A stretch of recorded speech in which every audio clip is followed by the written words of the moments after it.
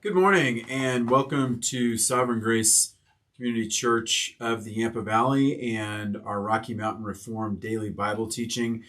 And on Fridays, we're doing something a little bit different. We're not going verse by verse through 1 Timothy as we have been the other days of the week. Instead, on Fridays, we're taking a little bit of a break and a little bit of a detour and doing something that we called What Happens When You Reject or When the Doctrines of Grace Are Rejected. And kind of what I'm doing here is I'm recounting what happened to those of us, many of us that started Sovereign Grace Community Church here in the Yampa Valley in Craig, Colorado, how that all came about.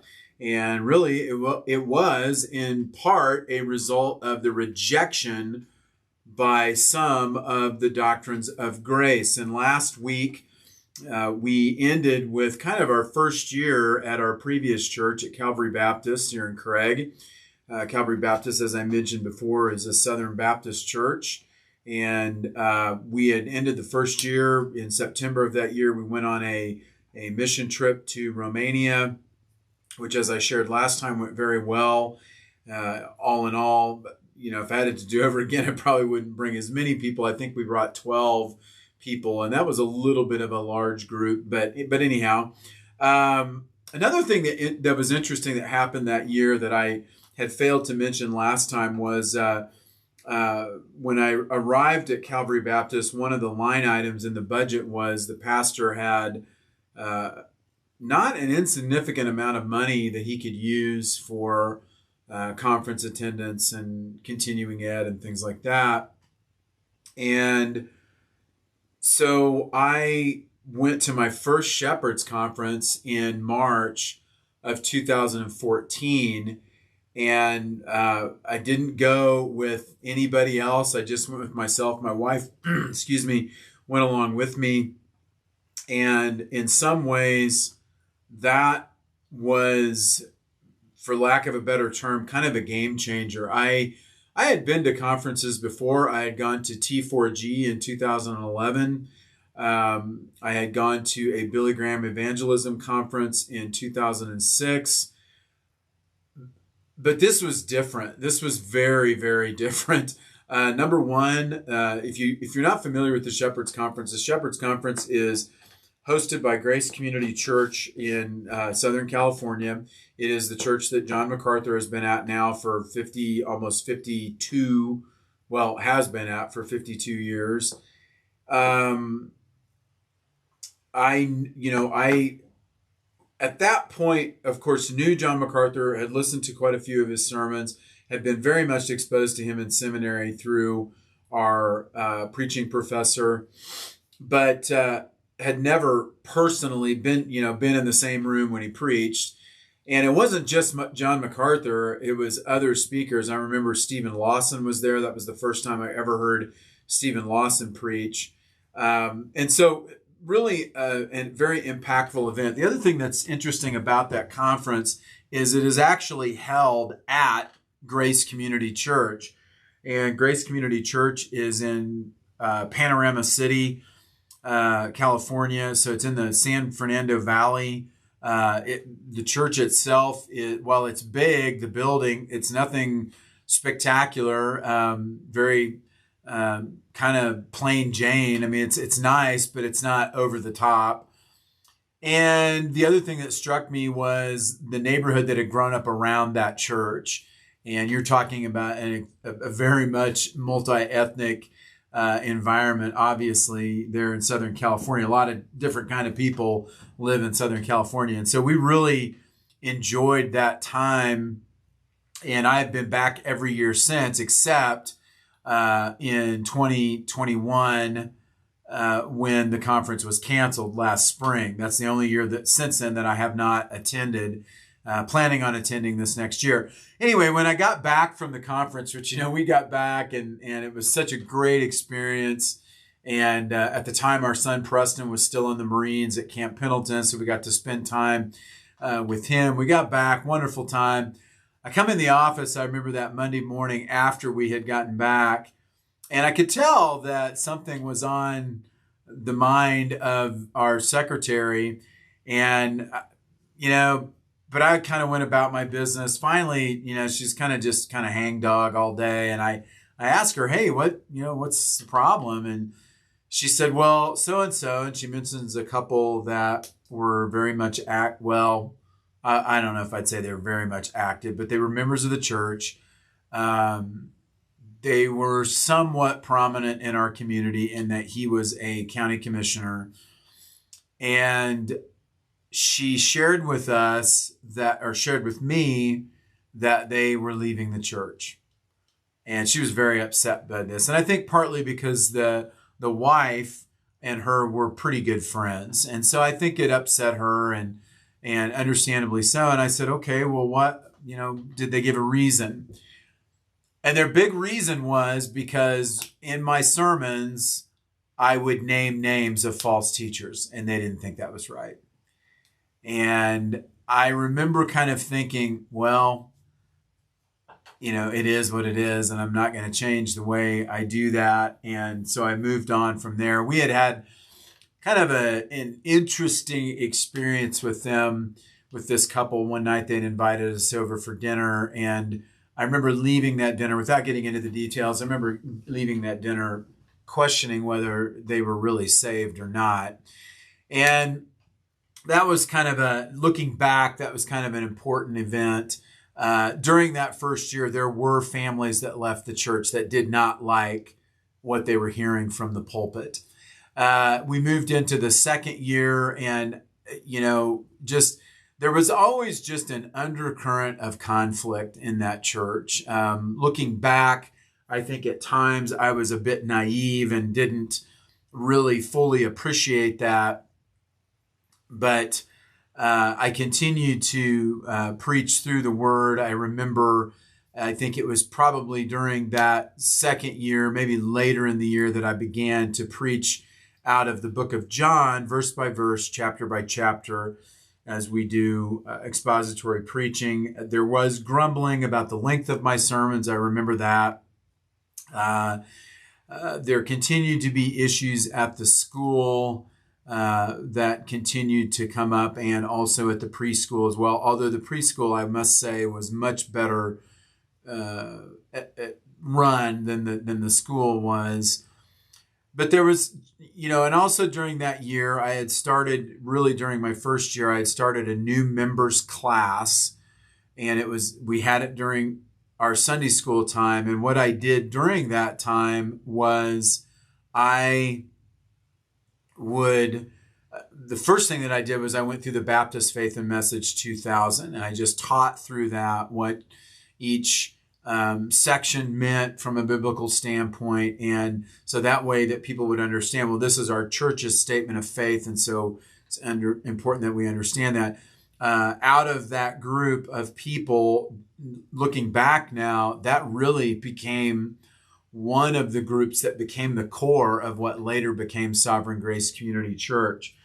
And so I continued in that. When we were done with that study, which I think we finished that in the beginning of my second year, I was asked, hey, can we continue this class? And so we did. And we didn't disband the class, which at the time I was a little bit reluctant to continue, but we went ahead and kept doing it. And one of the books that we covered was a very important book in my life, and that was the book by Stephen Lawson, Made in Our Image. And I think that was very impactful on that group of people that attended that class. And I also made some other changes. As I mentioned, I had stopped the Sunday evening Bible study, which was out of the Serendipity Bible study, which was very emotions-based, feelings-based. And we just implemented a Sunday evening service. Excuse me. And I think the first book that I preached through was the book of James. And just verse by verse, chapter by chapter. We did some topical sermons on Sunday evenings as well. And so that was a change. And of course, it was not very well attended. We also the church had continued the ministry of Awanas. And we continued that. I also was at the same time teaching an adult Bible study. And one of the books that I taught through was the book of Revelation. And so we had all of these opportunities for people to participate in Bible studies, but to be very frank, very few people in the church availed themselves of those things. I would, on average, have at the Bible study, maybe 5 to 10 people that were real regular. And same thing on Sunday nights. Sunday nights, we would maybe have 15, not a lot, but we persevered, we continued.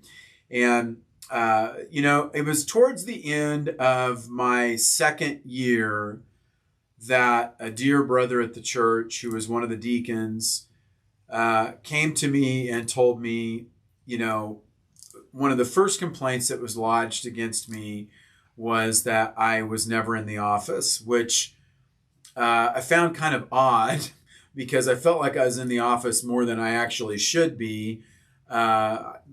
Helping run the school took quite a bit of time, and I did feel like I wasn't being able to get out and maybe visit people like I needed to. Anyway, there were times during that year I became, because of the school being there were times that it was very difficult to study and prepare at the church. And so I would go home and I would go to our house, not the house that we're currently in, and I would study at home and always let the secretary know where I'm at. And obviously if something comes up, I was only a few blocks away, give me a call.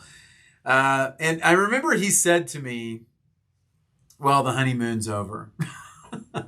And I just kind of laughed it off and continued on. We had, during that second year, I believe it was during the second year, we had to ask a deacon to step down because of his treatment of other people in the church, and he was unrepentant about it. And that became very ugly. Excuse me. And so him and his wife essentially quit coming. We also had another couple, I believe it was during that second year, moved back to the church, and they had been in another state, and they came back to Craig and began attending. And they had other family in the church who, actually my wife especially was close to one of the ladies. And we noticed, looking back, I noticed the dynamic of those relationships kind of began to change when they moved back. I just had the sense that they never were comfortable with my preaching and were never comfortable with me as the pastor. So I think probably the best thing to do is just to kind of move on ahead. And as I said, I continued to preach. I can remember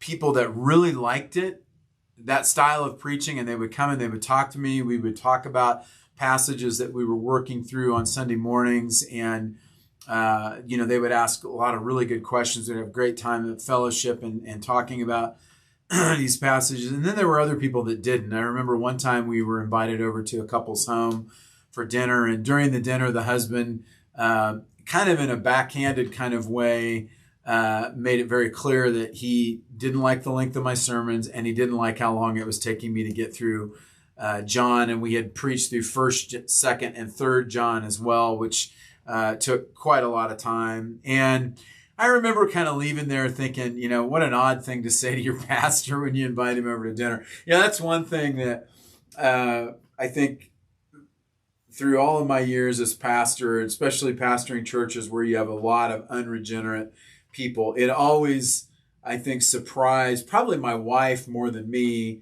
the things that people would say to me. But anyhow, we persevered, we continued to preach, and we got to John chapter 6. And John chapter 6 is very key to understanding the doctrine of election. And if you want to look in your Bibles in John chapter 6, I'll just share a couple of the passages that I think are more problematic for people. John chapter 6, which of course is a very long chapter in the Gospel of John. And in general, the chapters in the Gospel of John tend to be a little bit longer. But if you go towards the end of that chapter, for one thing, chapter 10, or I'm sorry, chapter 6, verse 37. It says, Jesus says, all that the Father gives me will come to me, and the one who comes to me I will certainly not cast out. Verse 39, this is the will of him who sent me, that of all that he has given me I lose nothing but raise it up on the last day. Verse 44, no one can come to me unless the Father who sent me draws him, and I will raise him up on the last day. And over and over and over, that theme comes up, especially in the latter half of that chapter. And I remember specifically, I had one couple come into my office one day, and they were concerned about what they were hearing. And they said to me, Pastor, you're talking about this a lot. And I said, well, and I had to, explain to them, well, because we're in John chapter 6, and so it is coming up a lot. It is. And I said it's a very important doctrine. And so we began to really hear rumbles during the end of the third year, going into the fourth year, resistance to that doctrine.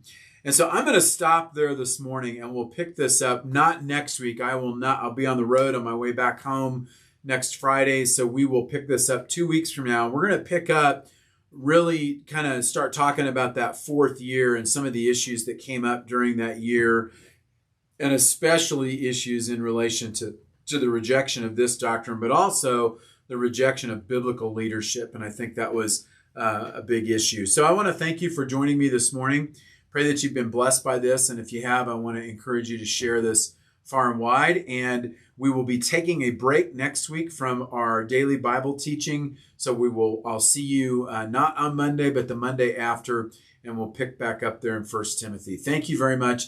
Have a blessed day. Have a great weekend. Find yourself a Bible-believing church. If you're here in the Yampa Valley, we would love to have you with us at Sovereign Grace Community Church. We meet at the Hampton Inn in the conference room at 10 a.m. If you are elsewhere, find a good Bible-believing, teaching, and preaching church and attend there. Thank you, and have a blessed day, and have a happy Thanksgiving.